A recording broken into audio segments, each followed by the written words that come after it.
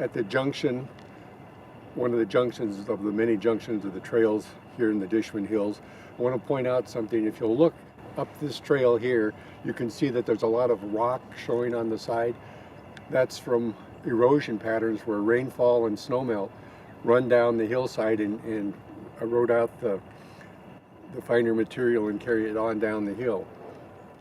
Now on the trails that we have established, there's a little bit of maintenance that gets done, and it helps keep the water where we want it to be, which is basically not eroding the hillsides.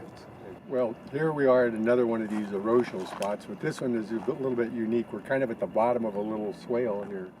You can see where the water's been running down the trail here and eroding out. And then right in front of me down here, there's a little diversion where the water runs off of the trail and down into the woods and is absorbed into the soil down there. That's the ideal situation. Now when we build trails, a lot of times we'll put diversion devices in the trail to divert the water off the trail to keep it from running all the way down. Just wanted to note that getting the water off of the trail will prevent that erosion from happening. When we're walking on these trails and see all these deep erosional gullies, you might wonder, where did all that water come from? It had to be more than just what little bit of rain fell in the width of a trail.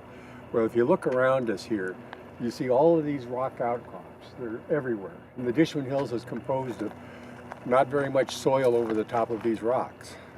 And what happens in many cases is the water will fall, infiltrate into the soil, and then hit one of these rock layers, and then it goes down slope with the rock. Like you see here, the rocks are sloping down toward the trail.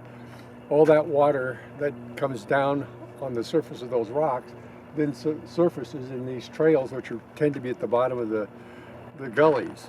And that water then runs on down the hill and causes that erosion. So it's not just the water that falls directly on the trail, it's stuff that goes into the ground around the trails too.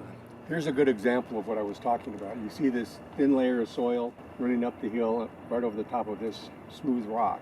Water will soak into the ground up there and then migrate down along the top of the rock and then come out into the trail here so that it feeds the flow that's on the trail and we get the erosion.